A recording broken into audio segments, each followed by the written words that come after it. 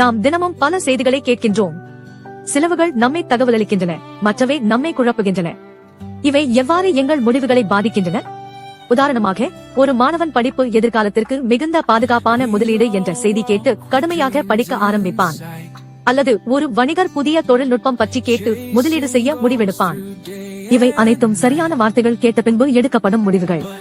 ஆனால் பலரும் தவறான குரலை பின்பற்றி இறுதியில் ஒரு முடிவில்லாத பாதையில் சிக்கிக் கொள்கிறார்கள். ராஹாப் உதாரணமாக எடுத்துக்கொள்வோம். அவள் எரிகோவில் கடுமையான சூழ்நிலைகளில் வாழ்ந்தாள். பின்னர் கடவுள் கடலை கிளப்பி தன் மக்களை உதவிய அந்த அற்புதமான கதையை கேட்டாள். அந்த வார்த்தைகள் அவளின் இதயத்தை ஆழமாக தொட்டன. அவள் இஸ்ரவேலின் கடவுள் என்னும் சரியான கடவுள் என்று நம்பத் தொடங்கினாள். அவன் அவளுடைய பரீட்சை மாற்ற முடியும் என்று. ஒரு நாள் 2 இஸ்ரவேலிய இரகசிய எஜமானர்கள் ஆபத்தில் இருந்தபோது ராஹாப் அவர்களை மறைத்து வைத்தாள். இது ஒரு பெரிய ஆபத்து. அவள் தனது வாழ்க்கையை இழக்க முடிந்தது.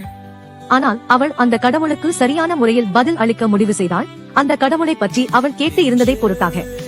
இன்று நாம் அனைவரும் முடிவு எடுக்க வேண்டிய தருணங்களை சந்திக்கின்றோம்.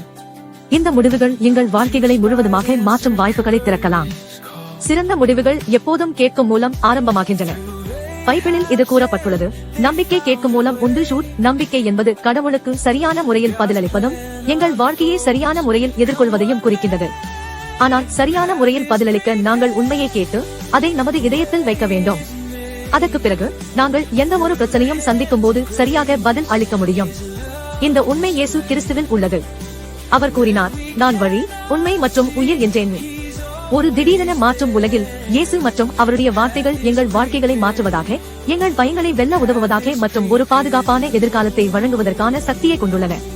இது உங்கள் வாழ்க்கையை நிரந்தரமாக மாற்றும் பாதையாக இருக்க முடியும்.